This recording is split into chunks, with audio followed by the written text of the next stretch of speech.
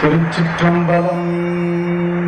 தென்னாடுடைய சிவனே போற்றி, எந்நாட்டவர்க்கும் இறைவா போற்றி. நாடும் இன்னிசையான் தமிழ் பரப்பும் ஞான சம்பந்தனுக்கு உலகவர் தாளம் கீந்தவன் பாடலுக்கு இறங்கும் தன்மையாளனை என் மனக்கருத்தை ஆளும் பூதங்கள் பாட நின்றாடும் அங்கணந்தனை எங்கணம் இறஞ்சும் கோழிலி பெருங்கோயில் உளானை கோல காவினில் கண்டுகொண்டேனே, கோல காவினில் கண்டுகொண்டேனே. எல்லாம் வல்ல சிவபரம்பொருளை இந்த நல்ல நேரத்தில் பணிவோடு வணங்கி, இன்பமே எந்நாளும் துன்பமில்லை என்ற தலைப்பில் உங்கள் முன்னால் சில சொல்ல விளைகின்றேன். மனிதனுடைய விளைவு இன்பம் எங்கே இருக்கிறது என்ற தேடலில் தான் இருக்கிறது. நம்முடைய திருநாவுக்கரசர் குறிப்பிடுவார், இறைவனை நாம் தேடி அலைவது போலத்தான் இன்பத்தை தேடி அலைந்து கொண்டிருக்கிறோம். இறைவன் இங்கே இருக்கிறானா, சிதம்பரத்தில் இருக்கிறானா, திருவண்ணாமலையில் இருக்கிறானா, சிங்கப்பூரில் இருக்கிறானா என்றெல்லாம் நாம் தேடி அலைந்து கொண்டிருக்கிறோம். ஆனால் இறைவன் எங்கே இருக்கிறான் என்று சொன்னால் நம்முடைய மனதில் தான் இறைவன் இருக்கிறான். தேடி கண்டுகொண்டேன் திருமாலோடு நான்முகனும் தேடி தேடனா தேவனை என் உள்ளே தேடி கண்டுகொண்டேன் என்று திருநாவுக்கரசர் குறிப்பிடுகிறார். இறைவன் எங்கே இருக்கிறான்? நம்முடைய உள்ளத்தில் உறைந்திருக்கிறான். அதை போலத்தான் இன்பம் எங்கே எங்கே எங்கே என்று நாம் தேடிக்கொண்டிருக்கிறோம். அந்த இன்பம் எங்கே இருக்கிறது? நம்மிடத்தில் தான் இருக்கிறது. நம்முடைய பாட்டனார் கணியன் பூங்குன்றனார் சொல்லுகின்றார், தீதும் நன்றும் பிறர் தரவாரார். தீமையும் நன்மையும் பிறரால் நமக்கு தரப்படுவது அல்ல, நாம் செய்கின்ற வினையால் நமக்கு அந்த தீமையும் நன்மையும் வந்து சேருகிறது. அதற்கு காரணம் நாமத்தான் இருக்கிறோம். இன்னொன்று, இன்பம் துன்பம் என்பது எல்லாம் நம்முடைய வாழ்க்கையில் நம்முடைய மனதை சார்ந்துதான் அமைகிறது. இரவு நேரம் கண்விழித்து இருக்க வேண்டும் என்பது பலருக்கு துன்பமாக இருக்கும். ஆனால் சிவராத்திரியில் இரவு கண்விழிப்பது நமக்கு இன்பமாக இருக்கிறது. காரணம், நம்முடைய நோக்கம் நல்ல செய்திகளை கேட்க வேண்டும், அற்புதமான இந்த இறைவனுடைய திரு இரவை நாம் கழிக்க வேண்டும், நல்ல வார்த்தைகளை கேட்க வேண்டும் என்ற நோக்கம் நமக்கு விருப்பமாக இருக்கின்ற காரணத்தினால் இரவு கண்விழிப்பது நமக்கு இன்று இன்பமாக இருக்கிறது. இதே நாம் வீட்டில் அமர்ந்திருக்கும் பொழுது இரவு கண்விழிக்க வேண்டும் என்று சொன்னால் அந்த கண்விழிப்பு நமக்கு துன்பமாக மாறுகிறது. எனவே இன்பமும் துன்பமும் நோக்கத்தில் தான் இருக்கிறதே தவிர உண்மையில் நாம் இன்பத்தையும் துன்பத்தையும் பிரித்து பார்க்க முடியாது. சிலருக்கு இன்பம் என்பது நன்றாக உணவு உண்ண வேண்டும் என்பதில் இருக்கும், சிலருக்கு நல்ல உடை உடுத்திக் கொள்ள வேண்டும் என்று இருக்கும், சிலருக்கு நல்ல காட்சிகளை பார்க்க வேண்டும் என்று இருக்கும், சிலருக்கு நல்ல செய்திகளை கேட்க வேண்டும் என்று இருக்கும். ஆனால் இன்பம் இதுதான் என்று வரையறுத்து நம்மால் சொல்ல முடியாது. ஒரு கடையில போய் கேட்க முடியாது, எனக்கு 2 கிலோ இன்பம் கொடுங்க, இல்ல 3 லிட்டர் இன்பம் கொடுங்க அப்படின்னு நம்ம கேட்டு பெற முடியாது. அப்படிப்பட்டது இந்த இன்பம். எனவே இன்பமே எந்நாளும் துன்பம் இல்லைன்னு சொன்ன எதற்காக அப்படின்னா, நாம் வாழ்க்கை இன்பமயமாக பார்க்க வேண்டும். மகாகவி பாரதி உங்களுக்கு எல்லாம் தெரியும், வாழ்க்கையில வறுமையால் ரொம்ப துன்பப்பட்டவன் பாரதி. அந்த பாரதி சொல்லுகிறான், எத்தனை கோடி இன்பங்கள் வைத்தாய் எங்கள் இறைவா. வறுமையிலும் தினம் தினம் உணவுக்கும் கஷ்டப்பட்ட பாரதி சொல்லுகிறான், இந்த உலகத்தில் எத்தனை கோடி இன்பத்தை நீ வைத்திருக்கிறாய் இறைவா, உனக்கு நன்றி என்று சொல்லுகிறான். இதிலிருந்து நமக்கு தெரிகிறது வாழ்க்கையை நாம் எப்படி பார்க்க வேண்டும். வாழ்க்கை என்பது ஒரு கண்ணாடி. அதை சிரித்துக் கொண்டு நீங்கள் பார்த்தால் அந்த வாழ்க்கை உங்களை பார்த்து மகிழ்ச்சியோடு சிரிக்கும். அழுது கொண்டே அந்த கண்ணாடியை நீங்கள் பார்த்தால் அந்த கண்ணாடியில் தெரிகின்ற முகம் அழுகை முகமாகத்தான் இருக்கும். எனவே இன்பத்தோடு ஒவ்வொரு நாளையும் நீங்கள் சந்தியுங்கள் என்று பாரதி நமக்கு சொல்லுகின்றார். திருநாவுக்கரசரை கல்லோடு கட்டி கடலில் இட்டார்கள். அப்பொழுது அவர் சொன்னது நமசிவாய் என்ற 5 எழுத்து மந்திரம். அந்த கல் தெப்பமாக மிதந்தது என்பது வரலாறு. நற்றுணையாவது நமச்சிவாயவே என்று சொன்னார். கல் தெப்பமானது. சுண்ணாம்பு காலவாயில் அவரை வைத்து எரித்தார்கள். நமக்கெல்லாம் சாதாரண சூடு கூட காலில் பொறுக்க முடியாமல் காலணியை அணிந்து கொண்டு வெளியில் செல்லுகிறோம். ஆனால் சுண்ணாம்பு காலவாயில் திருநாவுக்கரசரை வைத்து எரித்த பொழுது மாசில் வீணை மாலை மதியமும் வீசு தென்றலும் விங்கு இளவேனிலும் மூசு வண்டரை பொய்கையும் போன்றதே ஈசன் எந்தை இணையடி நீடலே. ஒரு குளிர்சாதன அறையில ஏசி ரூம்ல இருந்தது மாதிரி திருநாவுக்கரசர் இந்த பாடலை பாடுகிறார். காரணம், உள்ளத்தில் உண்மை ஒளி உண்டாகின் வாக்கினிலே ஒளி உண்டா. பாரதியார் ரொம்ப அழகா சொல்றார். உள்ளத்துல உண்மையான ஒளி இருந்துச்சுன்னா வாக்குல ஒளி வரும். மனம் அது செம்மையானால் மந்திரம் ஜபிக்க வேண்டாம். மனசு செம்மையா இருந்துன்னா மந்திரம் தேவையில்லை. வாழ்க்கையில் ஒரு பிடிப்பு நமக்கு இருக்கணும். கிருபானந்த வாரியார் சொல்லுவார், மழைக்கு வேண்டி பிரார்த்தனைக்கு கோவிலுக்கு போனா கையில கொடை எடுத்துட்டு போலன்னா நீ போற பிரார்த்தனையில உனக்கு நம்பிக்கை இல்லைன்னு அர்த்தம். ஏன்? நாம செய்யற பிரார்த்தனையில வரும் பொழுது நிச்சயம் மழை வரும்னு நாம முதல்ல நம்பணும். கையை வீசிட்டு கோவிலுக்கு போனோம்னா அப்ப நம்ம பிரார்த்தனையில நமக்கே நம்பிக்கை இல்லை. எப்படி இறைவன் நம்முடைய பக்தியை ஏற்றுக்கொள்ளுவான்? இன்னைக்கு பக்தி என்பது எப்படி இருக்கிறது என்று நாம் சற்று சிந்தித்து பார்க்க வேண்டி இருக்கிறது. ஒரு குருநாதர் இருந்தார். தினமுக்கும் அவருக்கு மலரை பறித்து கொண்டு ஒரு சீடன் கொண்டு வந்து கொடுப்பான். அந்த மலர்கள் நிறைந்த நந்தவனம் ஒரு ஆற்றை கடந்த அந்த கரையில் இருந்தது. ஒரு நாள் சீடன் வருவதற்கு காலதாமதம் ஆச்சு. குரு கேட்டார், ஏன்பா காலதாமதம் ஆச்சு அப்படின்னு. இன்னைக்கு ஆற்றை கடந்து வரதுக்கு பரிசல்காரன், அதாவது அந்த படகோட்டி வரல, அவன் வருவதற்கு கொஞ்சம் காலதாமதம் ஆனதுனால நான் மலர் எடுத்துட்டு வர்றது கொஞ்சம் காலம் அதிகமா எடுத்துருச்சு அப்படின்னு. உடனே குருநாதருக்கு ஒரு கோபம், மலர் நேரத்துக்கு நீ எடுத்துட்டு வரணும், படகோட்டிக்காக எதற்கு காத்திருந்த? இறைவனுடைய திருநாமத்தை சொன்னா நீ முழுகாம ஆற்றுல நீந்தி வந்துடலாமே, இறைவனுடைய திருநாமத்தை சொல்லி இனிமேல் வா என்று குரு கோபமாக சொல்லுகிறார். உடனே அந்த அடியார் பக்தர் இதை மனதில் ஆழமாக நம்பி விடுகிறார். மறுநாளில் இருந்து அவருக்கு சரியான நேரத்திற்கு மலர் வந்து விடுகிறது. குருநாதர் கேட்டார், இப்பொழுதெல்லாம் படகோட்டி சரியான நேரத்துக்கு வருகிறான்? உடனே அந்த பக்தர் சொல்லுகிறார், இல்லை, அந்த படகோட்டி தினமும் தாமதமாகத்தான் வருகிறார். ஆனால் நான் அவருக்காக காத்திருப்பதில்லை. நீங்கள் சொன்னவாறு சிவாய நம என்று இறைவனுடைய திருநாமத்தை சொல்லி ஆற்றை கடந்து விடுகிறேன். நான் முழுகவில்லை, ஆற்றின் மீதே நடந்து வருகிறேன். பெருமான் எனக்கு அருள்பாலிக்கிறான் என்று. குருநாதருக்கு மிகப்பெரிய கோபமும் சந்தேகம் வருகிறது. இவ்வளவு காலம் நாம் தினமும் பூஜை செய்கின்றோம், 4 காலமும் பெருமானுக்கு அர்ச்சனை செய்துகின்ற வழிபாடு செய்கின்றோம். நமக்கெல்லாம் இறைவன் அப்படிப்பட்ட அருளை செய்யவில்லை. இறைவனுடைய திருநாமத்தை சொன்ன இவனுக்கு இப்படி அர்ச்சனை செய்தார் என்று மறைந்திருந்து ஒரு நாள் பார்க்கிறார்.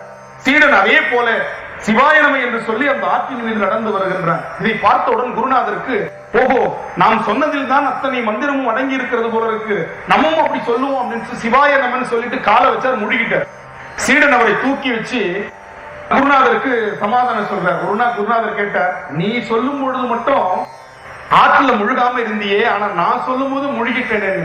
உடனே அந்த சீடன் சொல்லுகிறான், நான் முழு நம்பிக்கையோடு சொன்னேன், ஆனால் நீங்கள் வேட்டியை பிடித்துக் கொண்டே இறங்கினீர்கள். ஆற்றில் வேட்டி நடைந்து விடுமோ என்ற சந்தேகம் உங்களுக்கு இருந்தது. எனவே இறைவன் உங்களுக்கு அந்த சந்தேகத்திற்காக பலன் அளிக்கவில்லை. இப்படித்தான் நம்முடைய பக்தி இருக்கிறது. ஒரு குருவும் ஒரு சீடரும் கடற்கரை ஓரமாக நடந்து செல்லுகிறார். விவேகானந்தர் கர்மயோகத்தை பற்றி சொல்லுகின்ற அற்புதமான கதை. அந்த கடலில் ஒரு இளம் பெண் தத்தளித்துக் கொண்டிருக்கிறார். என்னை யாராவது காப்பாற்ற வேண்டும், என்னை யாராவது காப்பாற்றுங்களேன் என்று அவள் கதறிக் கொண்டிருக்கிறார். உடனே குரு சீடரை பார்த்து சொல்லுகிறார், உனக்கு நீச்சல் தெரியும் அல்லவா? தெரியும் குருநாதரே என்றார். அந்த பெண்ணை காப்பாற்றி கரை சேர்த்து விட்டு வா. உடனே கடலில் குதிக்கிறார் சீடன். அந்த பெண்ணை 2 கரங்களால் ஏந்தி கொண்டு கடலில் வந்து விட்டு விடுகிறார். கரையில் விட்டுவிட்டு மீண்டும் குருவோடு நடந்து செல்லும் பொழுது கொஞ்ச தூரம் சென்றவுடன் குரு கேட்கிறார், அந்த இளம் பெண்ணை நீ தூக்கி கொண்டு நடந்தாய் அல்லவா, அப்பொழுது உன்னுடைய மனநிலை எப்படி இருந்தது? இப்பொழுது சீடன் சொல்லுகிறான், அதை நான் அங்கேயே இறக்கி வைத்து விட்டேன், நீங்கள் தான் இன்னும் அந்த பெண்ணை சுமந்து கொண்டு வருகிறீர்கள் என்று சொன்னார். இதைத்தான் நம்முடைய திருவள்ளுவர் சொல்லுகிறார், மனத்துக்கண் மாசு இளநாதல் அனைத்து அரண். தாடி வளர்த்துக்க வேணாம், காட்டுக்கு போக வேணாம், கடும் தவம் புரிய வேணாம், காவி உடுக்க வேணாம். இன்னைக்கு காவி உடுத்தவங்களை பார்த்தா பயங்கர சந்தேகமா இருக்கு. ஏன்னா சாமியார்களுக்கும் முதல்ல மாமியார்களை கண்டு பயந்தாங்க பெண்கள், இன்னைக்கு சாமியாரை பார்த்து பயப்படுறாங்க. யாரு உண்மையான சாமியார்னு நமக்கு தெரிய மாட்டேங்குது. துறவிகள்னு சொல்றாங்க, அவங்க 20 பவுன் நகை போட்டுருக்காங்க, எல்லாம் 24 கேரட் சுத்தமான தங்கம். ஏன்னா 22 சொன்னா அது பவுன், 24 சொன்னா தான் அது தங்கம் இல்லையா? ஜரிகை வச்ச வேஷ்டி, காவியில ஜரிகை வச்ச வேஷ்டி. இந்த கொடுமை எங்க போய் சொல்லுது? அப்ப துறவிகள் என்ற இலக்கணம் இந்த தடம் மாறி போய்விட்டது. எனவே அப்படிப்பட்ட அந்த துறவிகளை அந்த காலத்திலேயே விவேகானந்தர் கடிந்திருக்கிறார். விவேகானந்தர் எப்படிப்பட்டவர் தெரியுமா? அந்த இன்பத்திற்காக சொல்லுகிறேன்.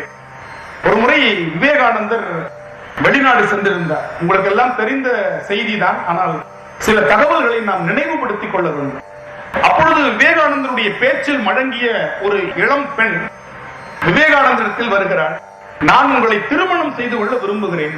விவேகானந்தர் மிக அழகான ஒரு சொரூபம். அப்பொழுது விவேகானந்தர் கேட்கிறார், எதற்கம்மா என்னை திருமணம் செய்து கொள்ள வேண்டும் என்று விரும்புகிறீர்கள்? நீங்கள் அறிவாளியாக இருக்கிறீர்கள், மிகச் சிறந்த பேச்சாற்றல் மிக்கவராக இருக்கிறீர்கள், தத்துவ ஞானியாக இருக்கிறீர்கள். எனவே உங்களை நான் திருமணம் செய்து கொண்டால் என்னுடைய அழகிலும் உங்களுடைய அறிவிலும் ஒரு குழந்தை பிறக்கும். அந்த குழந்தை அழகான குழந்தையாகவும் அறிவான குழந்தையாகவும் இருக்கும் அல்லவா? எனவே நான் உங்களை திருமணம் செய்து கொள்ள விரும்புகிறேன். உடனே விவேகானந்தர் புத்தி சாதுர்த்தியுடன் ஒரு வார்த்தை சொல்லுகிறார், அம்மா, இப்படி குழந்தை பிறக்காமல் என்னுடைய அழகோடும் உன்னுடைய அறிவோடும் குழந்தை பிறந்து விட்டால் என்ன செய்வது? எனவே குழந்தை இப்படித்தான் பிறக்கும் என்று நாம் சொல்ல முடியாது. நீ அவ்வளவு காலம் என்னை திருமணம் செய்து கொண்டு ஏன் காத்திருக்க வேண்டும்? இன்றே நான் உனக்கு குழந்தையாகி விடுகிறேன், எனக்கு நீ தாயாகி விட்டாய் என்று காலில் விழுந்து வணங்குகிறார்.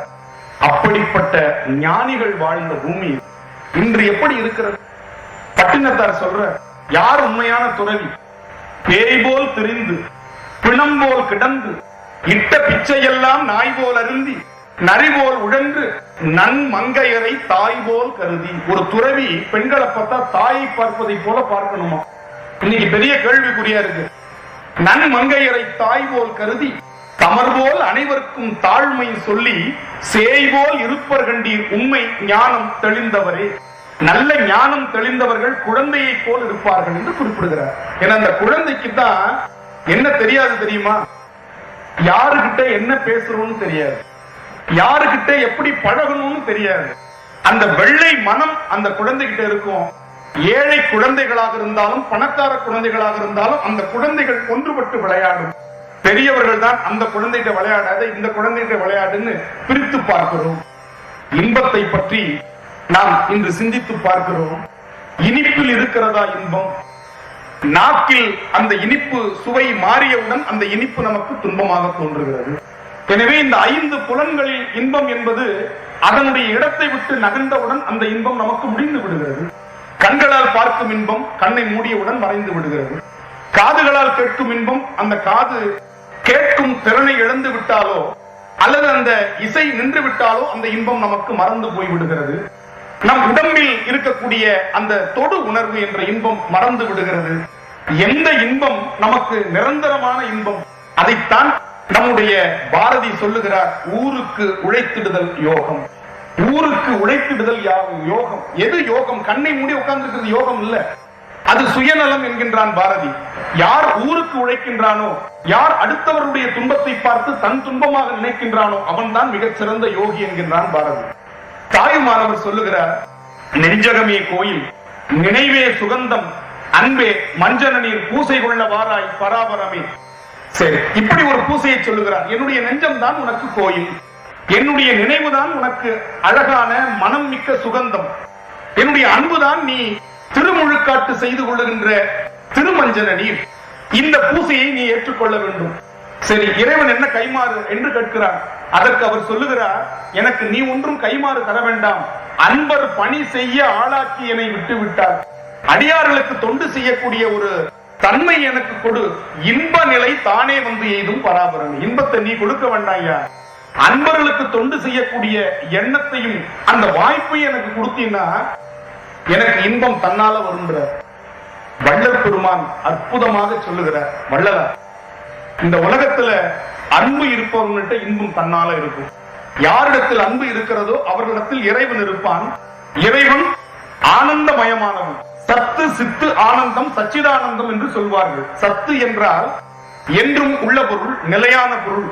சித்து என்றால் ஆனந்தத்தை தருகின்ற ஞான பொருளாக இருக்கின்றான். எனவே இறைவன் ஆனந்தமாக இருக்கிறான், ஞான வடிவாக இருக்கிறான், என்றும் நிலையாக இருக்கக்கூடியவனாக இருக்கிறான். எனவே ஆனந்தம் எங்கே இருக்கிறது என்று பார்த்தால் அன்பு இருக்கும் இடத்தில் இருக்கிறது. அன்பு எங்கே இருக்கிறதோ அங்கே இறைவன் இருக்கின்றான். திருமூலர் ரொம்ப அழகா இத ரத்தின சுருக்கமா சொல்ற, அன்பும் சிவமும் 2 என்பார் அறிவு இல்ல, அன்பே சிவமாவது ஆறும் அறிகிலார், அன்பே சிவமாவது ஆறும் அறிந்த பின் அன்பே சிவமாய் அமர்ந்திருந்தாரே. எனவே அன்புதான் சிவம் என்பதை உணர்ந்து கொண்டவர்களுக்கு குறை ஒன்றும் இல்லை. இறைவனிடத்துல போய் இன்னைக்கு நிறைய குறையை வைக்கிறார். எனக்கு அதை செய்யணும், இதை செய்யணும், எனக்கு 1 லட்சம் ரூபாய் பணம் கிடைக்கணும் வேண்டிக்கிறான். 50,000 தான் கிடைச்சது, முடிவு பண்ணிடலாம். சாமி 50,000 எடுத்துக்கிட்டாரு போல இருக்கு. 1 லட்சம் ரூபாய் பணம் கிடைச்சா 50,000 போறேன்னு வேண்டிக்கிறான். கிடைச்சது 50,000, அதுல 25,000 போடணும்னு நினைக்கிறது இல்ல. என்ன நினைக்கிறான், சாமி 50,000 எடுத்துட்டு போட்டார் போல இருக்குன்னு எடுத்துட்டு போயிட்டே இருக்கிறான். உன்னை வேண்டிக்க சொல்லி இறைவன் சொல்லல. இறைவன் வேண்டுதல் வேண்டாமை இலானாக இருக்கிறான். இன்னைக்கு நம்ம பக்கத்து வீட்டுல யார் இருக்கிறாங்கன்னு கூட தெரிஞ்சுக்காத அளவுல நம்முடைய சூழல் வளர்ந்து கொண்டிருக்கிறது. முன்னாடி எல்லாம் வீட்டோட மாப்பிள்ளைன்னு சொல்லுவாங்க, இன்னைக்கு பிளாட்டோட மாப்பிள்ளையா இருக்கிறான். அந்த காலத்துல வீட்டோட மாப்பிள்ளைன்னா தனித்தனி வீடு இருந்துச்சு ஒவ்வொருத்தருக்கும். இன்னைக்கு பிளாட்ல தான் குடியிருக்கிறான். அதனால என்ன வீட்டோட மாப்பிள்ளையா இருக்கீங்க அப்படின்னு கேட்டேன். இல்ல பிளாட்டோட மாப்பிள்ளையா இருக்கேங்கிறான். அப்ப எந்த அளவிற்கு மனம் சுருங்கி கொண்டே வருகிறது, இன்பம் அதை போல சுருங்கி கொண்டே வருகிறது. வீட்டுல சமைக்கும் பொழுது கூட ஒரு ஆள் வந்தா சாப்பிடுற அளவுக்கு சமைச்ச காலம் போய் இன்னைக்கு 10ம் பத்தாம சமைக்கிறோம். இல்லங்க எங்க வீட்டுல நிறைய சமைக்கிறோம் அப்படின்றாங்க. என்னன்னு பார்த்தா எடுத்து குளிர்சாதன பெட்டில எடுத்து வச்சுக்கிட்டு அவங்களே சூடு பண்ணி சாப்பிட்டு இருக்கிறாங்க. தினம் தினம் வீட்டுல வந்து வச்சிருக்கிறோம், மைக்ரோவேவ் ஓவன் ஒண்ணு வச்சிருக்கிறோம், குளிர்சாதன பெட்டி ஒண்ணு வச்சிருக்கோம், ஃப்ரிட்ஜுங்கிற பேர்ல. இதுல வச்சு அப்புறம் அதுல வச்சு சாப்பிடுவோம். திருப்பி மீந்துச்சா அதுல தூக்கி வைப்போம். திருப்பி காலையில இருந்துச்சு இதுல வச்சு சாப்பிடுறோம். ஆக மொத்தம் நாமளே சாப்பிட்டு என்னாச்சு அப்படின்னா பல வியாதி நமக்கு எதனால வருதுன்னா, ஒரு நாள் சமைச்ச உணவை பல நாள் சாப்பிடுறதுனால இன்னைக்கு மருத்துவர்கள் சொல்றாங்க. அன்னைக்கு சாப்பிட்டுட்டு மீதி இருக்கிறத அதிதிகளுக்கு தான தர்மங்கள் செய்துட்டோம்னா உடல் நலம் நல்லா இருக்கும். இன்னைக்கு எத்தனை பேர் தான தர்மம் செய்யறோம்? தானம் தர செய்த குறைஞ்சு போச்சு. ஒருத்தன் அப்படிதான் வீட்டுல பால் பாயசம் வச்சு எல்லாருக்கும் கொடுத்துட்டு இருந்தான். சுத்தி முத்தி இருக்கிறவங்க எல்லாம் பெரிய சந்தேகம், இவன் மகா கஞ்சனாச்சு பால் பாயசம் வச்சு எல்லாருக்கும் கொடுக்கறானே அப்படின்னு அதிர்ச்சியா கேட்டாங்க. ஏன்பா நீ பால் பாயசம் வச்சு கொடுக்குறாங்க? எங்க வீட்டு பக்கத்து வீட்டுக்காரனுக்கு லாட்டரியில 1 கோடி ரூபாய் பணம் விழுந்திருக்கு அப்படின்னா உடனே கேட்டவங்களுக்கு ஒரே ஆச்சரியம். உங்க வீட்டு பக்கத்து வீட்டுக்காரனுக்கு 1 கோடி விழுந்ததுக்கா நீ பால் பாயசம் வைக்கிறாங்க? இல்ல அந்த லாட்டரி சீட் அவன் தொலைச்சிட்டான் அதுக்காக வச்சு கொடுக்குறாங்க. எப்படி மனம் போய்கொண்டிருக்கிறது பாருங்க. லாட்டரி சீட்டை தொலைச்சிட்டானா அதை இவன் மகிழ்ச்சியா கொண்டாடுறான். இன்று அப்படி வாழ்ந்து கொண்டிருக்கிறார்கள். இன்னைக்கு குழந்தைங்கள்ட்ட அறிவுபூர்வமா நம்ம பழகலைன்னா அந்த குழந்தைங்க நம்மள திருப்பி கேள்வி கேட்டுச்சுன்னா பதில் சொல்ல முடியல. ஒரு சின்ன குழந்தைகிட்ட சொன்ன 4 கால் இருந்தா அது நாற்காலி அப்படின்னு. இன்னொன்னு காமிச்சது, அதுல 3 தான் இருந்துச்சு, இது என்ன அப்படின்னு. 3 கால் இருக்கிறதுனால இது முக்காலி அப்படின்னு. அதுக்கப்புறம் ஒரு சேர் காமிச்சது, அந்த சேருக்கு கீழே சக்கரம் இருந்துச்சு, எனக்கு அது என்னன்னு சொல்ல தெரியல. அந்த குழந்தை சொல்லி இது பேர் தான் ஓடுகாலி. 4 கால் இருந்தா நாற்காலி, 3 கால் இருந்தா முக்காலின்னு சொன்ன நானு. இன்னைக்கு இருக்கிற சேருக்கு குழந்தை பேர் வைக்குது இது ஓடுகாலி. எவ்வளவு புத்திசாலியா இருக்கு பாருங்க குழந்தைங்க, இல்லையா? எங்க காலத்துல ராமாயண கதை சொன்னோம்னா கேட்டுக்கிட்டு இருந்த காலம் போக ராவணனுக்கு 10 தலை அப்படின்னா அப்படியா அப்படின்னு நம்ம இன்பமா கேட்டுட்டு இருந்தோம். இன்னைக்கு குழந்தை கேக்குது, அவன் எப்படி புரண்டு கொடுப்பான்?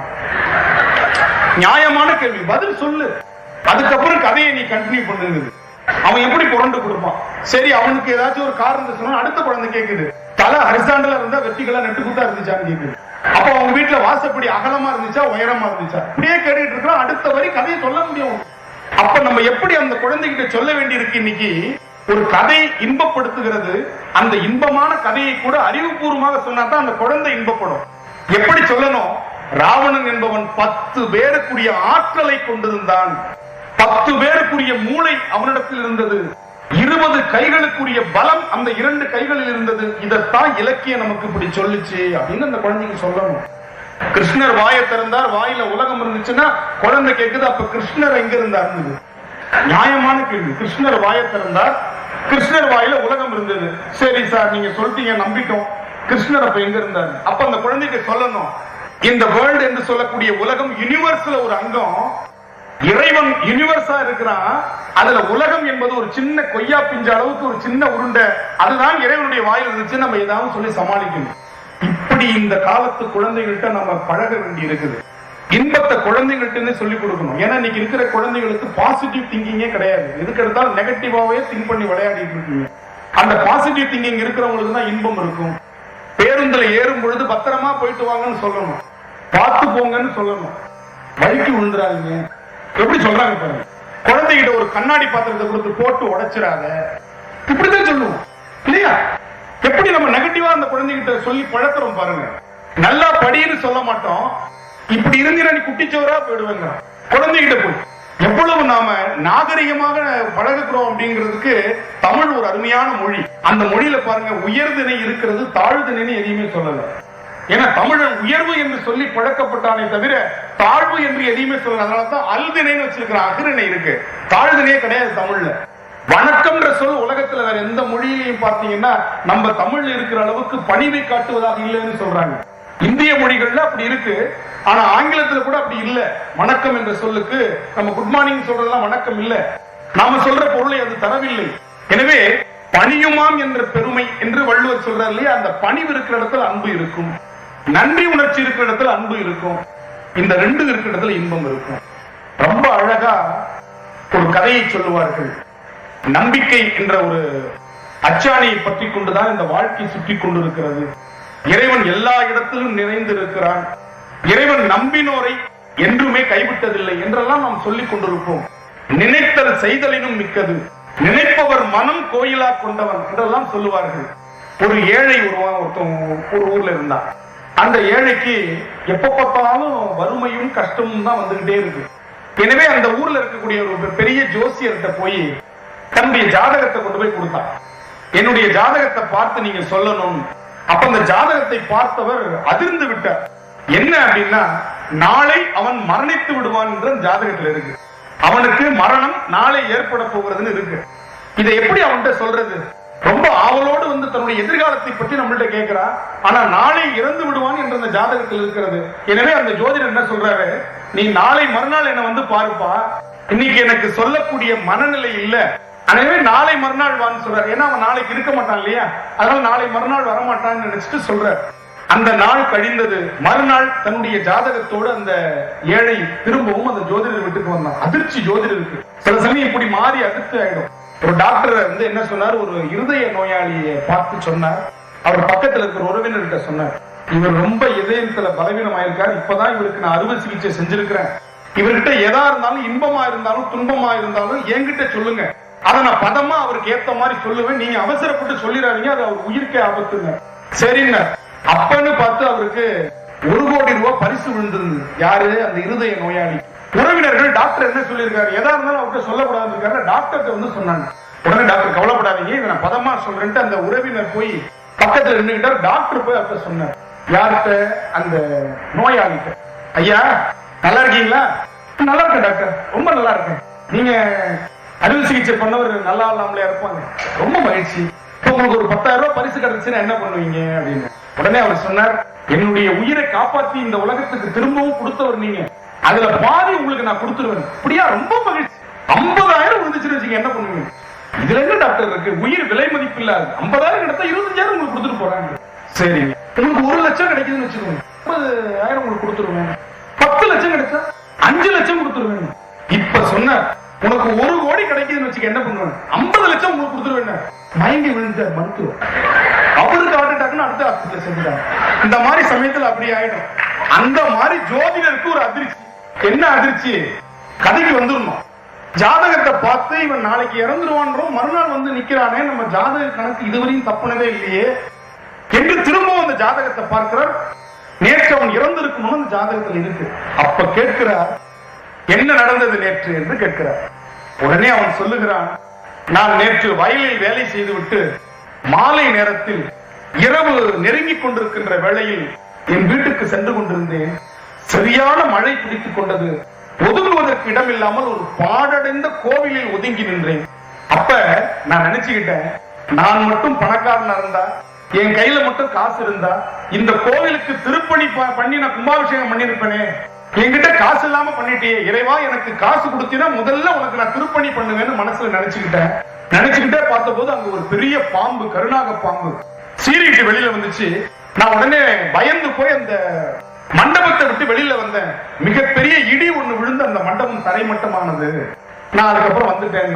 அப்பொழுது அந்த ஜோசியர் சொன்னார், அந்த மண்டபம் உன்னுடைய தலையில விழுந்திருக்கணும், அந்த பாம்பு உன்னை தீண்டி இருக்கணும், இந்த ரெண்டும் உனக்கு நிகழாமல் பார்த்து கொண்டது நீ மனதுல கோவிலுக்கு திருப்பணி பண்ணணும்னு நினைச்ச எண்ணம் இருக்கு இல்லையா, அந்த நல்ல எண்ணம் உன்னுடைய ஜாதகத்தையே மாற்றி போட்டுச்சுன்னு சொன்ன. எனவே விதியை மாற்றக்கூடிய ஒரு ஆற்றல் திருப்பணிக்கு உண்டு. எனவே நம்ம துன்பத்தை மாத்துறது பெரிய விஷயமே இல்லை. துன்பத்தை மாத்துறது நமக்கு விஷயமே இல்லை. இறைவனுக்கு தொண்டு செய்து கொண்டிருந்தால், இறை அடியார்களுக்கு தொண்டு செய்து கொண்டிருந்தால் நமக்கு அந்த விதியே மாறி போகும்.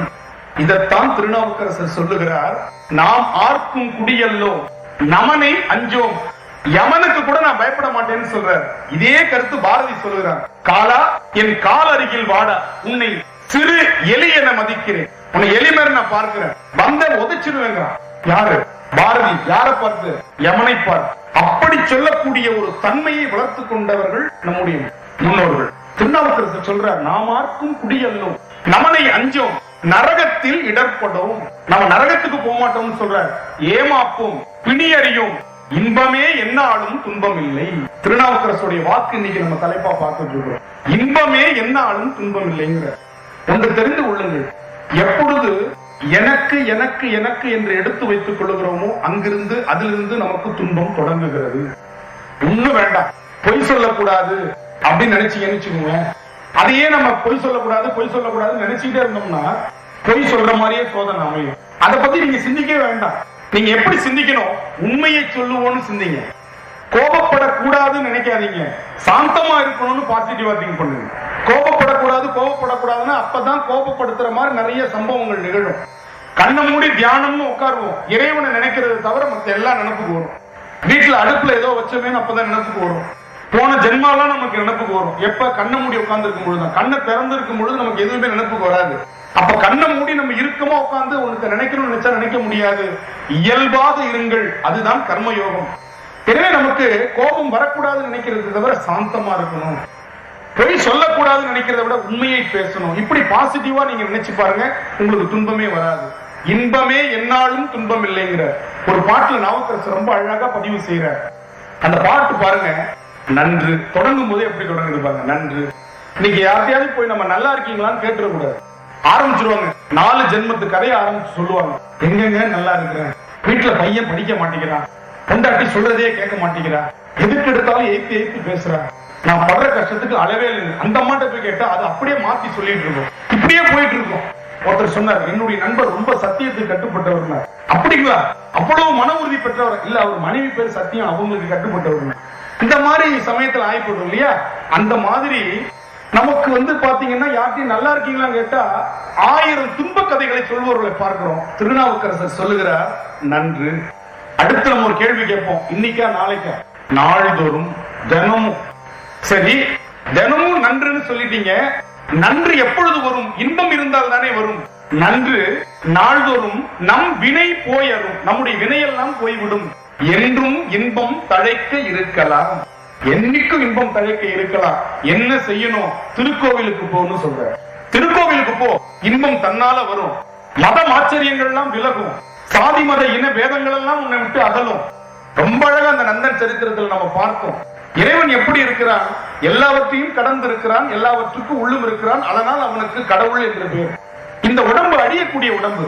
ஆனா இந்த உடம்புக்கு தமிழ்ல என்ன பேர் வச்சிருக்காங்க தெரியுமா? மெய்யின்னு பேர் வச்சிருக்கிறாங்க. அழியக்கூடிய ஒரு உடம்புக்கு மெய்யின்னு தமிழ பேர் வைப்பானா? ஏன் அப்படி வைத்திருக்கிறான்? விளக்கு என்பது அதில் உள்ள சுடரைத்தான் குறிக்கும். ஆனா நம்ம விளக்குன்னு எதை சொல்லுவோம்? அந்த சுடரை தாங்கி இருக்கக்கூடிய அந்த வெண்கலத்தாலான பொருளை விளக்குன்னு சொல்லுவோம். அது மாதிரி மெய்யாகிய இறைவனை தாங்கி இருக்கிற இந்த உடம்புக்கு மெய்யின்னு பேர். எவ்வளவு அழகா பேர் வச்சிருக்கிறாங்க பாருங்க. விளக்கு தாங்குகிறது, அந்த தாங்குகின்ற விளக்குக்கு விளக்குன்னு பேர் வச்சிருக்கிறோம். அதுக்கு பேர் தண்டுன்னு தான் சொல்லணும். விளக்கு என்பது சுடரை குறிக்கும். அதுபோல மெய்ப்பொருளாகிய சிவபெருமான் இறைவன் தங்குகின்ற இந்த உடம்புக்கு மெய்யின்னு பேரு. எனவே இந்த உடம்பை நம்ம பாதுகாக்கணும். இந்த பாட்டுல ரொம்ப அழகா இந்த பாட்டை சகானான்னு ஒரு ராகம், உள்ளத்துல இன்பத்தையும் பணிவையும் ஏற்படுத்துகின்ற ராகத்துக்கு பேர் சகானா. நான் இன்னைக்கு நிறைய சொல்ல போறது, எப்படி நமக்கு இன்பங்கள் நாம நம்முடைய உள்ளத்திலிருந்து உற்பத்தி செய்ய முடியும் என்பதுதான் இன்னைக்கு நம்ம சொல்ல போறோம். ரொம்ப அழகான ஒரு பாட்டு சகானால. இந்த திருநாவுக்கரசருடைய தேவாரத்தை கேட்டு பாருங்க. நன்று நாள் தோறும் நம்பினை போயரும் என்றும் இன்பம் தழைக்க இருக்கலாம். நன்று நாள் தோறும் நம்பினை போயரும் என்றும் இன்பம் தழைக்க இருக்கலாம். சென்று நீர்த்திரு வேட்களத்துள் உரை துன்று பொற்சடையானை தொழுமீனே. சென்று நீர் திரு வேட்களத்துள் உரை துன்று பொற்சடையானை தொழுமீனே. இப்படி இன்பத்தை நாம் பெற வேண்டும். ராகம் எப்படி நம்மள உருக்குது பாருங்க. நம்முடைய இசைய வைப்பதால் அதற்கு இசைன்னு பேரு. மனசை பண்படுத்துறதுனால தமிழ் அதற்கு பண்ணுன்னு பேர் வச்சிருக்கிறாங்கன்னு சொன்னாங்க. எனவே உணவுக்குள்ள பாராட்டி கொள்ளணும், அதுதான் முதல் இன்பம். வந்தவங்களை வாங்க அப்படின்னு சொல்றது ஒரு பெரிய மரபு, நம்முடைய மரபு. வாங்க, உட்காருங்க, உங்களுக்கு என்ன வேணும், எதிரியாக இருந்தால் கூட இது ஒரு இன்பம்.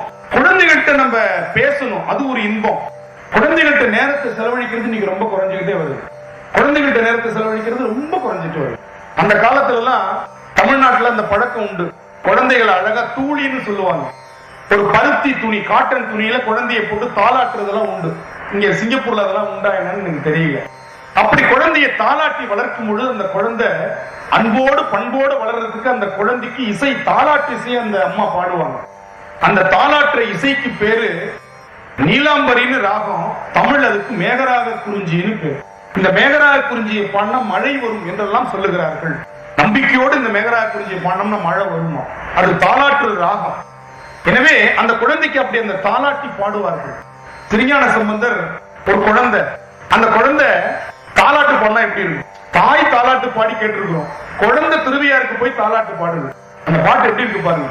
சிவராத்திரியில தாளாட்டு பாடலாமா ஒரு கேள்வி வருது. நாங்களே ரொம்ப கஷ்டப்பட்டு உட்கார்ந்து இருக்கிறோம். ஏன்னா பெரிய பெரிய கோவில் கதவை கூட திறந்துடலாம் மூடினாங்கன்னா, ஆனா இந்த கண் இமைன்ற கதவு மூட ஆரம்பிச்சதுன்னா திறக்கிறது ரொம்ப கஷ்டம். நான் அடிக்கடி சொல்றது உண்டு, பேசுறவங்களோட கேட்கிறவங்களுக்கு டீ காஃபி கொடுக்கணும்னு. ஏன்னா அவங்கதான் ரொம்ப சோர்ந்து போயிருவாங்க.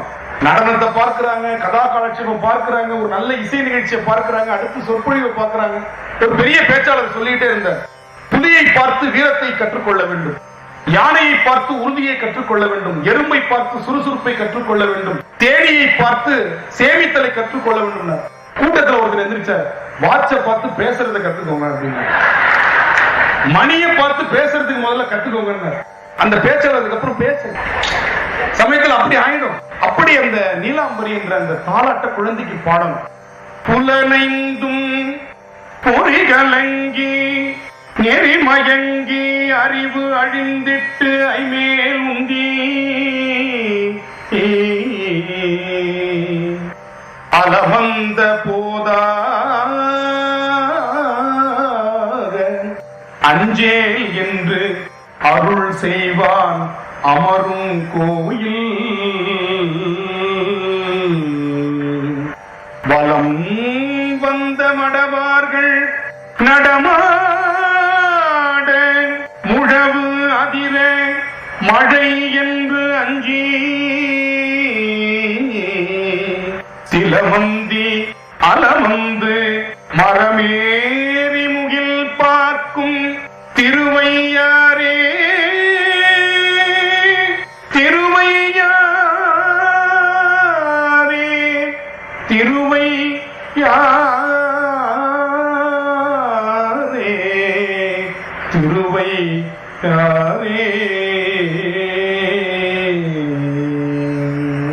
இப்படி தாலாட்டு பாடி குழந்தைய தூங்க வச்சாங்க. இன்னைக்கு குழந்தைக்கு தாய் தாலாட்டு பண்ண குழந்தை கையெடுத்து கும்பிடு, தயவு செய்து பாடாதம்மா. அதெல்லாம் கத்துக்கிட்டு பாடுற விஷயம். நீ பாண்டினா தூக்கமே வரமாட்டேங்குது. கனவுல எல்லாம் பயந்து பயந்து நான் எந்திரிச்சுக்கிறேன், தூங்கணும் அவ்வளவுதானே, நான் தூங்கிடுறேன், குழந்தை தூங்கிடு. அதனாலதான் தாயும் மாறிட்டாங்க. இன்னைக்கு தாய் என்ன பண்ணிட்டாங்க, இப்படி தாலாட்டுனா தூளியில இப்படி தாலாட்டுனா தாலாட்டு பாடணும்ட்டு தான் இன்னைக்கு என்ன பண்றாங்க, ஒரு ஸ்பிரிங்க கட்டி விட்டுறாங்க. எங்க ஊர்ல அது ரொம்ப விமர்சனையா இருக்கும். அப்படி இழுத்து விட்டாங்கன்னா டங்கு டங்கு டங்கு டங்கு டங்கு டங்கு டங்கு டங்கு அந்த குழந்தை ஆடியே தூங்கிடும். இப்படி வளர்ற குழந்தை படிடா படிக்க மாட்டேன், சொல்ற பேச்ச கேட்டா கேட்க மாட்டேன், சாப்பிடுற சாப்பிட மாட்டேன், டிவி பார்க்காத பார்ப்பேன், குதிச்சுக்கிட்டே இருக்கு, குதிச்சுக்கிட்டே இருக்குது. எங்க போனாலும் எம்பி எம்பி குதிக்குது, பார்லிமெண்ட் போனாலும் எம்பி எம்பி குதிக்கிறாங்க, எம்பினே பேர் அடங்க மாட்டேங்குது. தொட்டில் பழக்கம் சுடுகாடு மட்டும் நாங்க, அது பார்லிமெண்ட் போனாலும் எம்பி எம்பி குதிக்குது, சீட்ல உட்காரவே மாட்டேங்குது. ஏன்னா ஸ்பிரிங் போட்டு வளர்த்தது. இப்படி வளர்த்தோம்னா போனா போவோம், வான்னா வரும். ஏன்னா இப்படி வளர்த்துருக்கிறோம். நம்ம இப்படி வளர்த்துட்டு குழந்தை சொல்றதையே கேட்க மாட்டேங்குது. எங்க பக்கம்லாம் இந்த 12ஆம் வகுப்பு வந்துருச்சுன்னா குழந்தைங்களுக்கு பைத்தியம் பிடிச்சு. 12ஆம் வகுப்புன்றது பெரிய ஒரு டேர்னிங் பாயிண்ட் அப்படின்னு சொல்லுவாங்க. அந்த குழந்தைய டெய்லி டார்ச்சர் பண்ணுவாங்க, நீ டாக்டர் ஆகணும், டாக்டர் ஆகணும், டாக்டர் ஆகணும், டாக்டர் ஆகணும் டார்ச்சர் பண்ணுவாங்க. 12ஆவது முடிச்சு வந்து பேஷண்ட் ஆயிடும். நீங்க பல வீட்டுல பாத்துருக்கலாம். டாக்டர் ஆகணும் டாக்டர் ஆகணும் டாக்டர் ஆகணும் சொல்லி சொல்லி சொல்லி 12வது சொன்னது பேஷண்டா போயிட்டு. எல்கேஜில பாத்தீங்கன்னா அத்தனை கிலோ புத்தகத்தை தூக்கிட்டு போறான். ஒரு கவிஞன் எழுதுறான், LKG UKG is equal to 10 kg முதுகுல சுமந்துட்டு போறான். அப்படி வளர்ந்த குழந்தை 12வது முடிச்சு காலேஜுக்கு போகும்போது ஒரே ஒரு நோட்டு புத்தகத்தை எடுத்துட்டு போயிட்டு இருக்கான். அறிவு வளர வளர புத்தகம் நிறைய கையில இருக்கணும்ல, ஒரே ஒரு புத்தகம். எனக்கு ஒரு ஆச்சரியம், இத்தனை அவசரமான உலகத்துல கூட நீ ஒரு புத்தகத்தை எடுத்துட்டு வரீடா அப்படின்னு அந்த பையன் சொன்னான். பஸ்ல அப்பதான் சீட்டு போட முடியும். புத்தகம் இப்படி ஒரு மழை பெஞ்சா தலையில அதுதான் சார் கொடையா இருக்கும். எப்படி பார்த்துக்கோங்க. இப்படி நாம் குழந்தையை வளர்க்கிறதுல இருந்து நம்முடைய இன்பம், குழந்தைக்கான நேரத்தை செலவழியுங்கள். இன்பமான வாழ்க்கை. மனைவிட்ட பேசணும், விட்டு கொடுத்து பேசணும். நீங்க நிறைய பேர் என்ன நினைக்கிறோம், மனைவிட்ட பேசுறதுக்கு நேரம் இல்லைன்னு சொல்றான். வளவளன்னு வேற எங்கேயோ பேசிட்டு இருக்கிறான். 4 நண்பர்கள் சேர்ந்து போனார்கள், தனித்தனியாக செல்பேசிகளில் பேசியபடின்னு ஒரு கவிஞன் எழுதணும். 4 நண்பர்கள் சேர்ந்து போனாங்க, ஆனா தனித்தனியா ஒவ்வொருத்தரும் வேற ஒருத்தர் செல்லுல பேசிட்டு போனாங்க. இன்னைக்கு அப்படி வாழ்ந்து கொண்டிருக்கிறோம். வாழ்க்கை ரொம்ப கைக்குள்ள சுருங்கி விட்டது. ஆனால் நாம் வாழ்ந்திருக்கிறோமா?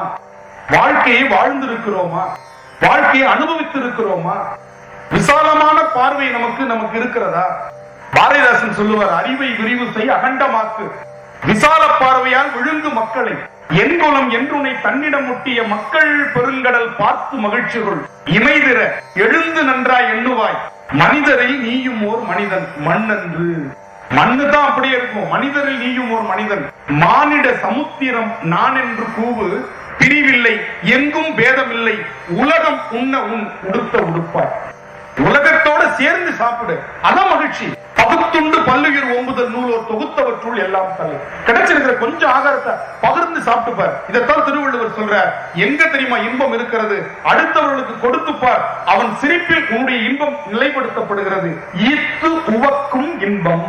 கொடுக்கிறதுல சந்தோஷமா கொடுத்துப்பார், அவனுடைய சிரிப்பு உனக்கு இங்க ரெஃப்ளெக்ஷன் ஆகும். கண்ணாடின்னு சொன்ன வாழ்க்கை. அவன் சிரிக்கும் பொழுது நீ சிரிப்பாய். உன்னுடைய பக்கத்து வீட்டுக்காரன் வறுமையில் இருக்கும் பொழுது நீ பிரியாணி சாப்பிட்டுக் கொண்டிருந்தால் அது பிரியாணி அல்ல.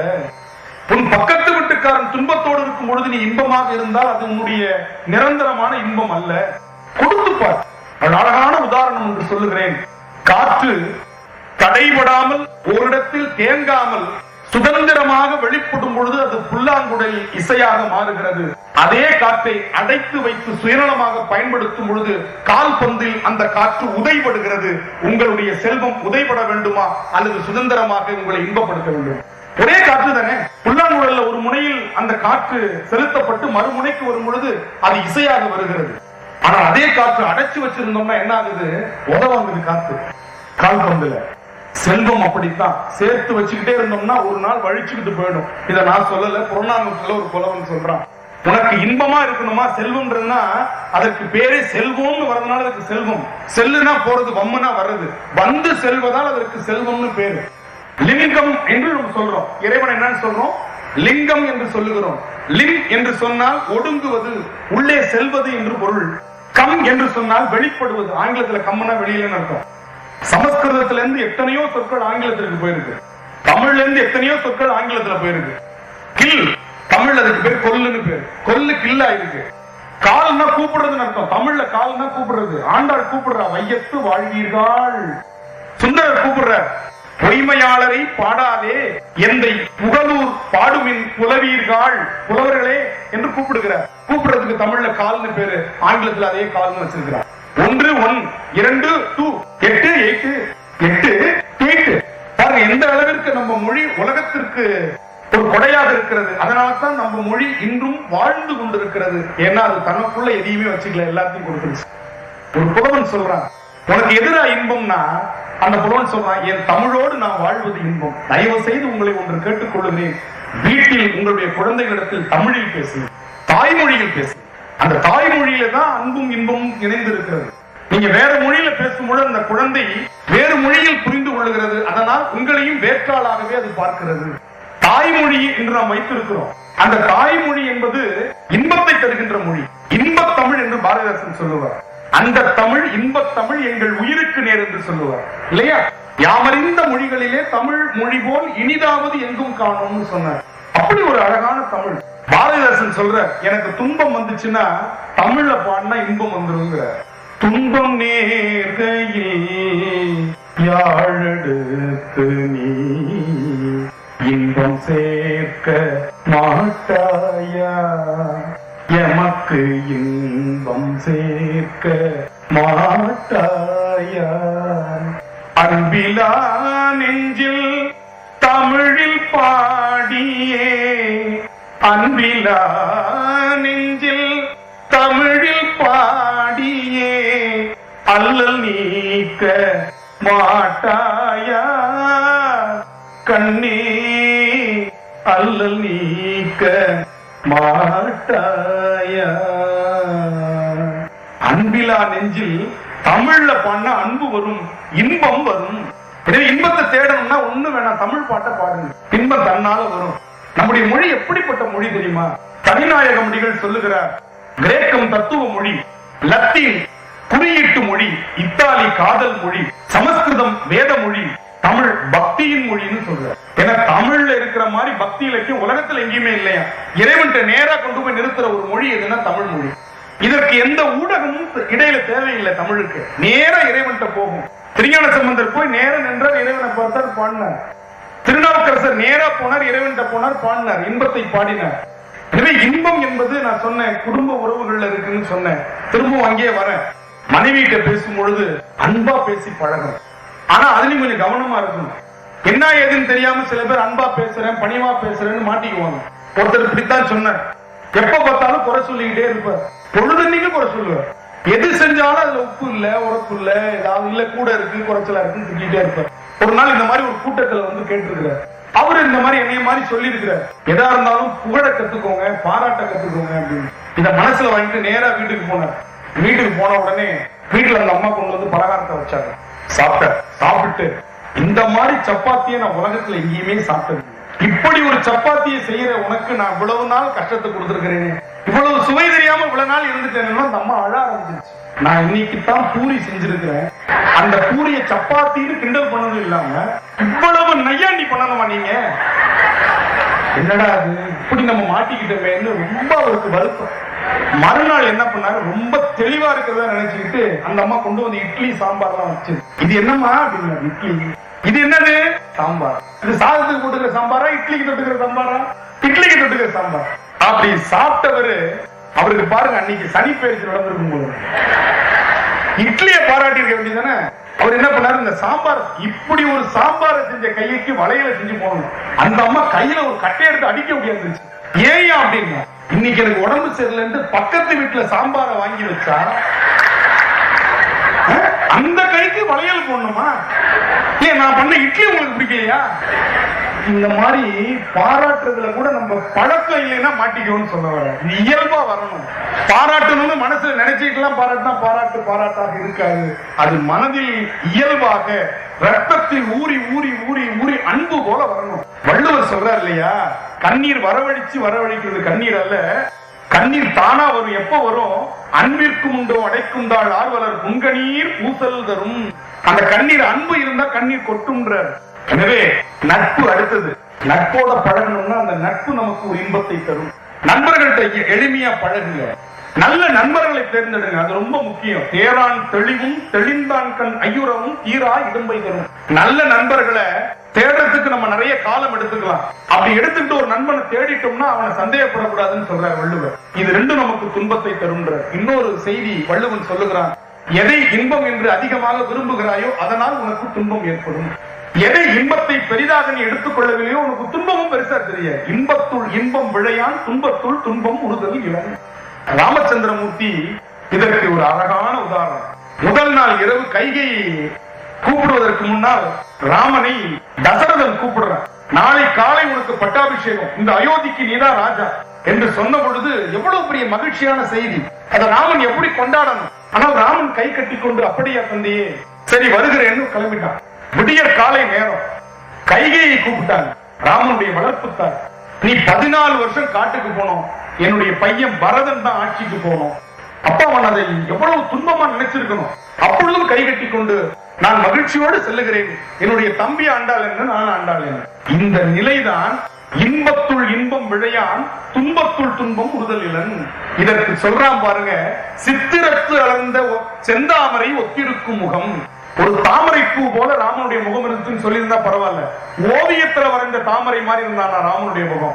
ஏன்னா நிஜ தாமரை காலையில் மலர்ந்திருக்கும், மாலையில் சுருங்கி விடும். ஆனா ஓவியத்துல ஒரு தாமரையை வரைஞ்சு வச்சோம்னா காலையில பார்த்தாலும் மதியம் பார்த்தாலும் மாலை இரவு பார்த்தாலும் அது அந்த பொலிவோடு இருப்பது போல ராமனுடைய முகம் எந்த பொலிவையும் இழக்காமல் எப்பொழுதும் பொலிவாக இருந்தது என்று சொல்லுகின்ற அந்த தன்மை இருக்கு பாருங்க. அதுதான் நமக்கு வேண்டும். இசை நல்ல இன்பத்தை நமக்கு தரும்னு சொன்ன அழகா நமக்கு தமிழ்ல பாத்தீங்கன்னா இயற்கையோடு இயைந்த வாழ்க்கை தமிழர்கள் நடத்திருக்கிறாங்க. ஒரு குருவி காக்காக்கு கூட துரோகம் நினைக்காத ஒரு சமுதாயம் தமிழ் சமுதாயம். பாரதி சொல்றா இல்லையா, காக்கை குருவி எங்கள் ஜாதி, நீள் கடலும் வானும் எங்கள் கூட்டம், நோக்க நோக்க களியாட்டம் சொன்னான். எதை பார்த்தாலும் இன்பமா பார்க்கக்கூடியவன் பாரதி. தீக்குள் விரலை வைத்தால் நந்தலாலா, உன்னை தீண்டும் இன்பம் தோன்றுதடா நந்தலாலா. தீயில விரல வச்சா கூட சிவபெருமான தொட்டது மாதிரி இருக்கா. எவ்வளவு பெரிய ஒரு யோகியாக நம்முடைய முன்னோர்கள் இருந்திருக்கிறாங்க பாருங்க. அப்படிப்பட்ட அந்த இசைக்கு மயங்காதவர்கள் யாரும் இருக்க முடியாது.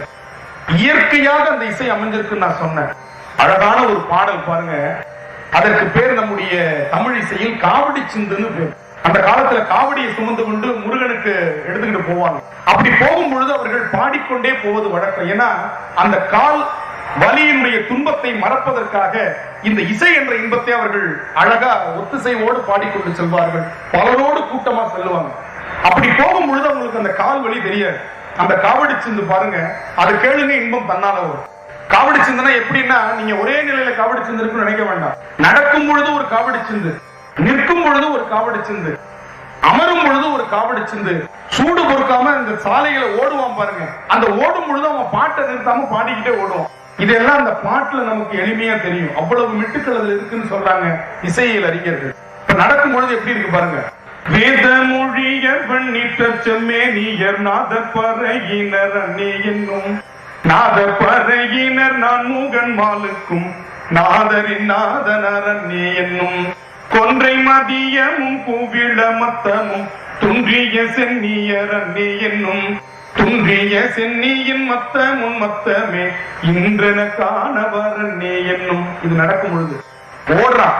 அப்ப அந்த காவடிச்சது தன்னை அறிந்தின்பமுறை வெண்ணிலாவே ஒரு தந்திரம் நீ சொல்ல வேண்டும் வெண்ணிலாவே, நாதமுடி மேலிருக்கும் வெண்ணிலாவே, அங்கே நானும் வர வேண்டுகின்றேன் வெண்ணிலாவே, சச்சிதானந்த கடலில் வெண்ணிலாவே நானும் தாழ்ந்து விழ வேண்டுகின்றேன் வெண்ணிலாவே, வித்தில்லாமலே விளைந்த வெண்ணிலாவே, நீயும் விளைந்த வண்ணம் ஏது சொல்வாய் வெண்ணிலாவே வெண்ணிலாவே. இது ஓடும் பொழுது. இப்ப நிக்கிறா, நின்னு பாடும் பொழுது பாருங்க. குறவர் கூண்டிசை நுழைந்தாண்டி அந்த கோமாட்டி எச்சில் விழைந்தாண்டி துறவர் வணங்கும் புகழாண்டி அவன் தோற்றத்தை பாடியடியுங்கடி.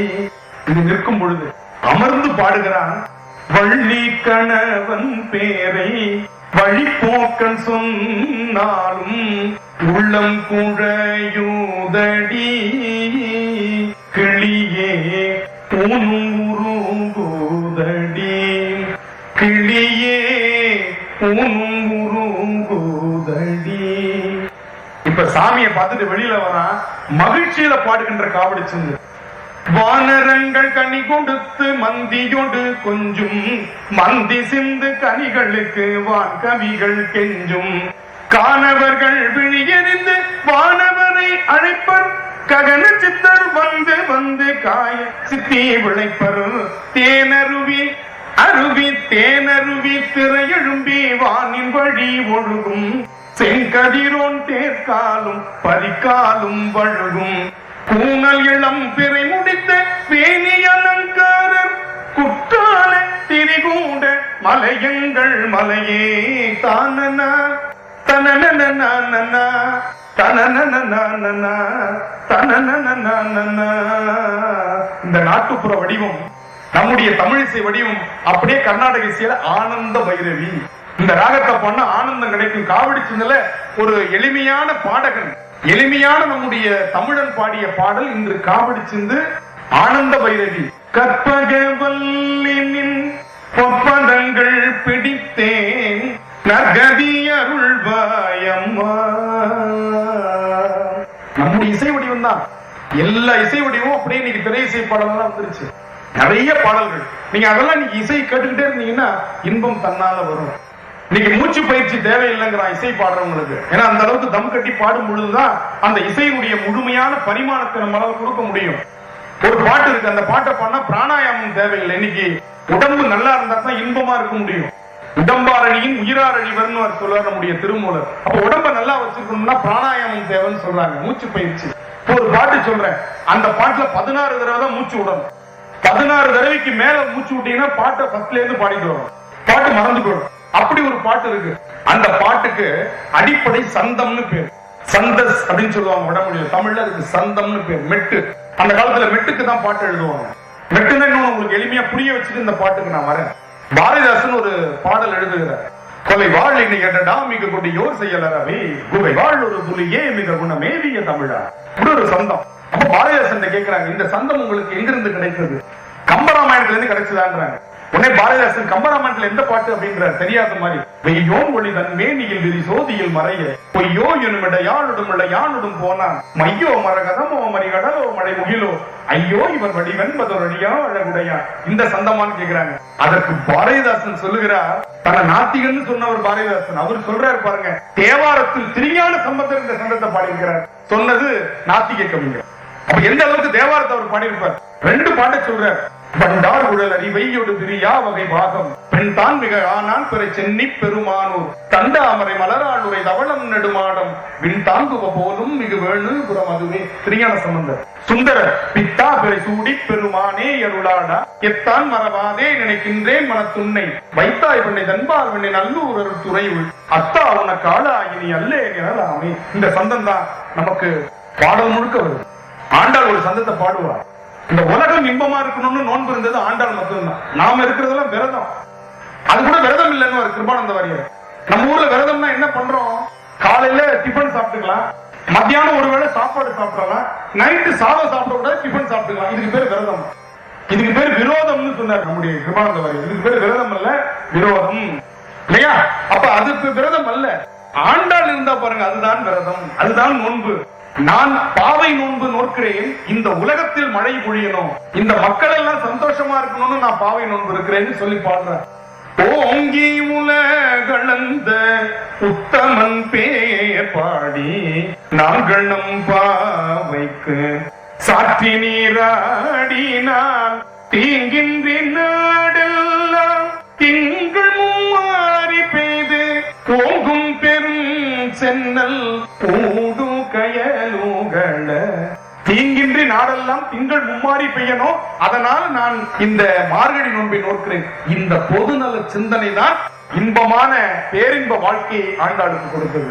ஒரு புலவன் தமிழோடு இருந்தால் இன்பம்னு சொன்னான்னு சொன்ன இல்லையா, அது வேற யாரும் இல்ல, அவன் பேர் கூட நமக்கு தெரியல. அந்த புலவன் எழுதுற நூல் கிடைத்திருக்கிறது, தமிழ் விடுதூது. அவன் பேரை கூட அவன் சொல்லிக்கல.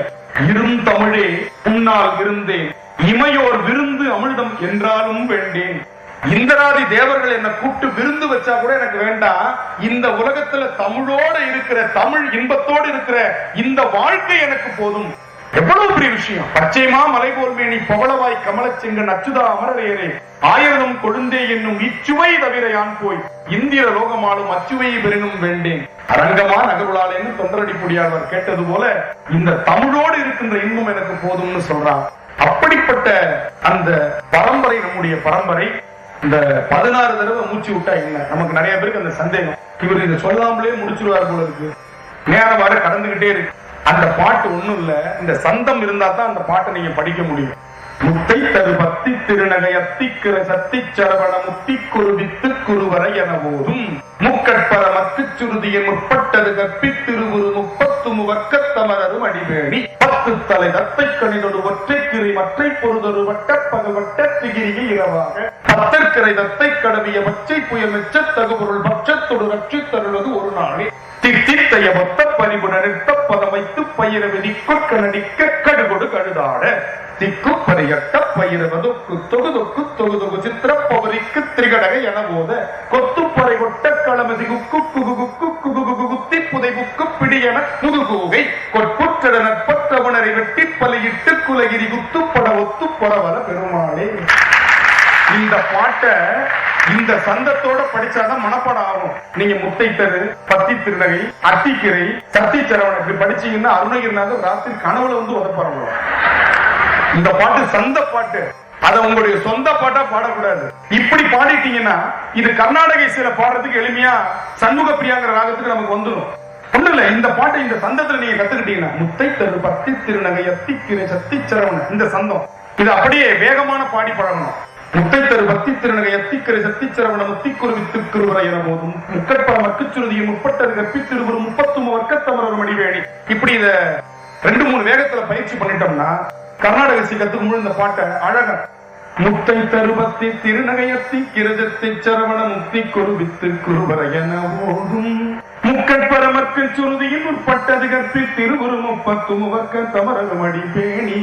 10 தலைதத்தை கணிதொருவற்றை கிரிமொற்றை பொறுதொரு வட்ட படவட்ட திகிரியில் இரவாத 10 கிரதத்தை கடவிய வச்சை புயல் வெச்ச தகுபொருள் வற்றத்தொடு ரட்சி தருவது ஒரு நாளே தித்தித்தைய ஒத்த பரிபுண நிறுத்தம் பதம் வைத்து பயிர விதிக்கோ கணடிக்க கழுகொடு கழுதாட திக்கு பரியட்ட பயிரவதுக்கு தொகுதுக்கு தொகுதுகு சித்திர பௌரிக்கு திரிகடக என போத கொத்து பறை கொட்ட களமிசை குக்கு குகுகுக்கு குகுகுகு குத்தி புதைபுக்கு பிடியன முது கூகை கொற்புற்றட நற்பற்றவனரை வெட்டி பலியிட்டு குலகிரி குத்து படவுத்து புறவல பெருமாளே. சண்முகப்பிரியா ராகம் இத கத்துக்கிட்டோம்னா அந்த பாட்டு எளிமையா நமக்கு வந்துடும். நம்ம நேரடியா பாட்டுக்கு போனோம்னா தடுமாறிடுவோம். ஒவ்வொரு பாட்டுக்கும் அதனுடைய சந்தம் என்பது உயிராக இருந்து இயக்குகிறது. அந்த சந்தம் ஒரு இன்பம். கம்பராமாயணத்துல ஏகப்பட்ட சந்தம் இருக்கும். எழுப்புற சந்தம் ஒண்ணு இருக்குங்க. எழுப்புற சந்தம் நாங்கெல்லாம் தூங்குறதா நினைச்சுக்கிறீங்களா நீங்க கேட்கலாம். அப்படி நான் நினைக்கல. ஒருவேளை தூங்கிட்டா என்ன பண்ற அப்படின்னா எழுப்புறதுக்கு ஒரு சந்தம். அந்த காலத்துல உரல் உலக்கன்னு ஒண்ணு உண்டு. தமிழ்நாட்டிலே அது வழக்கொழிஞ்சு போச்சு. உரல் உலக்கெல்லாம் லெமூரியா கண்டத்தோட வழக்கொழிஞ்சு போச்சு. இப்ப நம்ம வீட்டுல எல்லாம் உரல் உலக்கெல்லாம் கிடையாது. மிக்சின்னு ஒண்ணு வந்துருச்சு, கிரைண்டர்னு ஒண்ணு வந்துருச்சு. அந்த காலத்துல எல்லாம் ஆட்டுக்கல் அப்படியே இருக்கும், குழவிக்கல் சுத்தம். இன்னைக்கு குழவிக்கல் அப்படியே இருக்கும், ஆட்டுக்கல் சுத்துது. விளக்கு ஏத்தனா வெளிச்சம் மேல போச்சு. புத்தி மேம்பட்ட புத்தியா இருந்துச்சு. இன்னைக்கு லைட் போட்டா வெளிச்சம் மேல இருந்து கீழே வருது, புத்தியும் கீழே போயிடுச்சு. எந்த லைட்டாவது கீழே இருந்து வெளிச்சத்தை மேல அனுப்புதா பாருங்க? கிடையாது. வெளிச்சம் மேல இருந்து தான் கீழே வருது. நம்முடைய புத்தியும் அப்படி போகுது. நீங்க விளக்குல ஏத்துனீங்கன்னா வெளிச்சம் கீழே இருந்து மேல போகும். நம்முடைய அறிவு அப்படி இருந்தது அந்த காலத்துல. அன்னைக்கெல்லாம் அரசனுக்கு பின்னாடி யானை பட போச்சு, இன்னைக்கு பூனை பட போகுது. என்னடான்னு கேட்டா யானைக்கு ஒரு காலம் வந்தா பூனைக்கு ஒரு காலம் வரும்லங்கிற பிளாக் கேட்ஸ் சொல்றாங்க. அன்னைக்கு யானை பட போச்சு, இன்னைக்கு பூனை பட போகுது இல்லையா? அப்படி இன்னைக்கு பாத்தீங்கன்னா அந்த மாதிரி வாழ்க்கையில எல்லாமே மாறி போயிட்டே வந்துருச்சு. அம்மி எல்லாம் இருந்துச்சு, இன்னைக்கு வீட்டுல மம்மி தான் இருக்கு. மம்மினா என்ன பொருள்? பதப்படுத்தப்பட்ட பிணம். சாதா பிணம் கூட இல்ல, நல்ல பதப்படுத்தப்பட்ட பிணத்துக்கு பேர் மம்மி. எடுத்து பாருங்க அகராதியில. குழந்தை நம்மளை பார்த்து பிணம்னு கூப்பிடுறதுல அலாதி சந்தோஷம் பெத்த தாய்க்கு. இதை விட உலகத்துல தவம் ஏதாவது இருக்குமா பாருங்க. மதிப்பிற்குரிய பிணமே மகிழ்ச்சி. பையன் என்னமா நம்மளை கூப்பிடுறான், மம்மின்னு கூப்பிடுறதுல அவ்வளவு சந்தோஷம். டாடின்னு கூப்பிடுறதுல டாடிக்கு அவ்வளவு சந்தோஷம். இப்ப சுருக்கிட்டான் டேட் அப்படிங்கிற. நாளைக்கு என் பையன் டே அப்படிங்க, அதையும் சுருக்கிடுவாங்க. சுருங்கிட்டு டாடி டேட் ஆகி சுருங்கி டே இருந்துச்சு, வரப்போகுது மம்மியும் சுருங்கிடுச்சு. இப்ப மம்முங்கிறான். பெரியம்மாவை எப்படி கூப்பிடுறோம்? மேக்சிமம். சின்னம்மாவை மினிமம். அவ்வளவு முடிஞ்சு போச்சு. வாழ்க்கையில எப்படி எல்லாம் நம்ம மாறிட்டு வரோம் பாருங்க. அந்த மாதிரி நம்ம வந்து இன்னைக்கு அம்மி எல்லாம் இல்ல. அந்த அம்மியில அரைச்ச காலத்துல இந்த தோள்களுக்கு நல்ல ஒரு எக்ஸசைஸ் கிடைச்சது. அத அங்க செய்யறதுக்கு வைக்கப்பட்டவங்க தனியா ஜிம்ல போய் இழுத்துட்டு இருக்காங்க. அதே வேலையை 3000 ரூபாய் பணத்தை கொடுக்குது. வெயிட் தூக்குறதுக்கு போர்ட்டர் வைக்கிறான், வெயிட் தூக்குறதுக்கு போர்ட்டர் வைக்கிறான். ஆனா மண்ணு மூட்டையை போய் தூக்கிட்டு இருக்கான். கேட்டா வெயிட் லிஃப்டிங். கார்ல போய் கிரவுண்ட்ல நிறுத்திட்டு ட்ரௌசரை போட்டுட்டு சுத்தி வரான். கேட்டா வாக்கிங். கோவில்ல சுத்தினா கிண்டல் பண்ண. அந்த காலத்துல கோவில சுத்தினாங்க, வாக்கிங் தேவைப்படல. கோவிலை குனிந்து நிமிர்ந்து பெருக்கினார்கள், புண்ணியமும் கிடைச்சது, உடல் நலமும் கிடைச்சது. கோவில்ல தாவரத்தை இறைவனாக வழிபட்டார்கள், சுற்றுப்புற சூழல் மாசடையாமல் பாதுகாத்தார். இதுல ஒரு பெரிய பொதுநல உணர்வு இருக்கு. ஒரு திருக்கோவில் சொன்னா அது அவனுக்கு மட்டும் இன்பத்தை தருவதல்ல. இறைவனுக்கு கோவிலே தேவையில்லையே. இறைவனுக்கு எதற்கு கோவில்? நமக்குத்தான் கோவில். அபிஷேகம் இறைவனுக்கு தேவையில்லை. அவன் வேண்டுதல் வேண்டாமை இல்ல, நமக்குத்தான் அபிஷேக ஆராதனை. சிவனுடைய பேரால் மக்கள் ஒன்று கூடுகிறோம். எல்லாவற்றையும் மறந்து உட்கார்ந்து இருக்கிறோம் பாருங்க. அப்ப இறை வழிபாடு எதை தருகிறது? இன்பத்தை தருகிறது. இத்தனை பேரும் ஒருங்கிணைக்குது பாருங்க. ஒரு இடத்துல எவ்வளவு வேலைகள் நமக்கு இருக்கு. ஆனா இங்க உட்கார்ந்து இருக்கிறோம் பாருங்க. இதைத்தான் திருநாவுக்கரசர் சொல்றார். காலையில எந்திரிச்சு போய் இறைவனுடைய கோவிலுக்கு போ, சுத்து. அதுதான் தவம்னு சொல்ற. உட்கார ஒரு இடத்துல. மனிதன் என்று சொன்னால் இயங்கிக் கொண்டிருப்பவன் என்று பொருள். ஒரு இடத்துல நிலையா இருக்கக்கூடாது. மனிதன் இயங்கிக் கொண்டே இருக்கணும். இயக்கம் இல்லை என்று சொன்னால் அவனுக்கு பிணம் என்று பொருள். எப்ப அவன்கிட்ட இயக்கம் இல்லையோ அவன் பிணம். மனிதன் இயங்கிக் கொண்டே இருப்பவன், யோசித்துக் கொண்டே இருப்பவன், நினைத்துக் கொண்டே இருப்பவன், எப்பொழுதும் தன்னுடைய சக்தியை பிறருக்காக செலவழித்துக் கொண்டே இருப்பவன், அதனால் சக்தியை பெறுபவன். இதற்கு மனிதனுக்கு இவ்வளவு விளக்கம். அப்ப நம்ம போய் கோவில்ல போய் வழிபாடு செய்யறதுலாம் நமக்கு அந்த காலத்துல பாத்தீங்கன்னா நம்ம அம்மின்னு சொன்ன இல்லையா, அந்த அம்மி அது நமக்கு இன்னைக்கு போயிடுச்சு. அதே வேலையை அங்க போய் செஞ்சுட்டு இருக்கிறோம். லிப்ட்ல போய் 10வது மாடியில போய் ஜிம்முக்கு போயிட்டு இருக்கிறோம். நடந்து போனா ஜிம்முக்கே போத்தாவே, லிப்ட்ல போறோம். எப்படி இருக்கு பாருங்க நம்மளுடைய அறிவு. அது மாதிரி அந்த காலத்துல உரல் உலக்கை இருந்துச்சு. அந்த உரல் உலக்கை இடிச்சாங்கன்னா ஒரு ரம்மியமான ஒரு சந்தம். அந்த சந்தம் உள்ளத்தை எழுப்பக்கூடிய சந்தம்.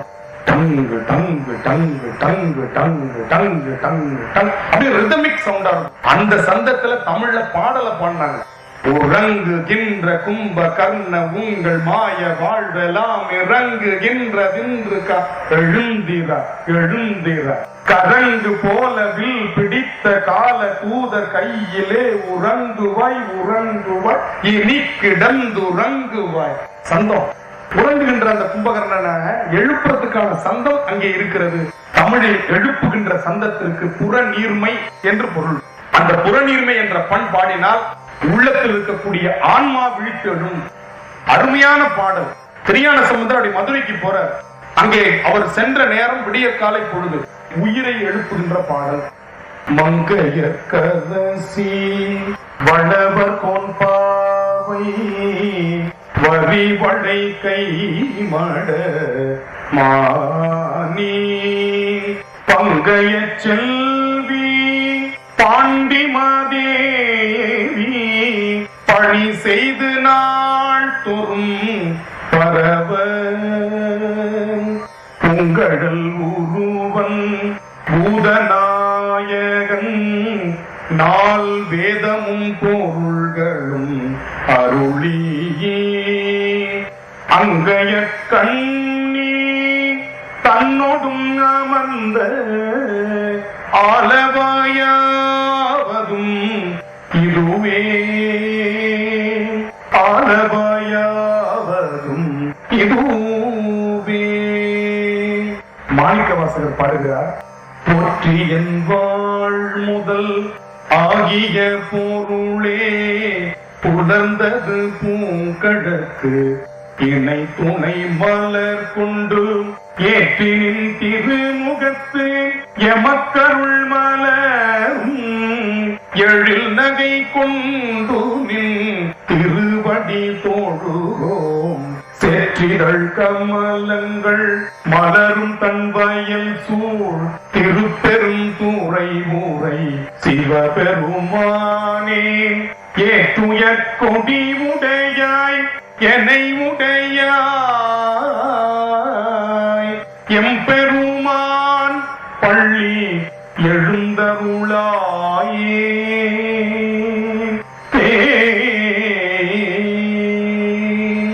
மகிழ்ச்சி. எல்லோருக்கும் இன்பம் தழைத்து இது ஓங்க வேண்டும். இந்த உரையை கேட்பவர்களும் இதை சுவைப்பவர்களும் மட்டுமல்லாமல் இந்த உலகத்தில் இருக்கக்கூடிய அனைத்து ஜீவராசிகளும் எல்லா உயிர்களும் இன்புற்று இருப்பது நினைப்பதுவே அல்லாமல் வேறு ஒன்று அறியேன் பராபரமே என்றார் தாயுமானவர்.